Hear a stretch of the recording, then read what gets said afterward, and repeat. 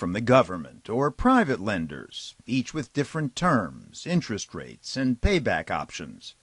The students tended to ignore the total tab, or even what's called the opportunity cost, the income they might have earned if they hadn't gone to school. Now the next generation sees what happened and may become wary.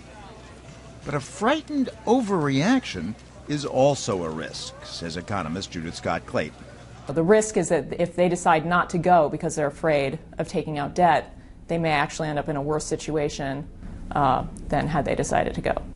Now, one reason student debt has surged past $1 trillion, 80% of it owed to Uncle Sam, is because college has become increasingly expensive.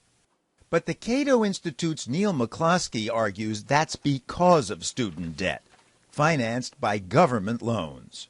The massive inflation we see in tuition and college prices have gone up faster than healthcare, faster than almost any other major industry. Well, that's a product, in large part, of federal student aid. And again, that's if you give someone $100, you tell them they have to use it for college, and colleges know they have it. Of course they're going to raise their prices. The government begs to differ. Federal subsidies are not the reason that college costs have escalated.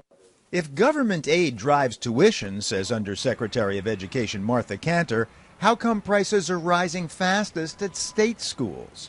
Just last year, if you look at states, over 80% of states have dramatically cut American higher education.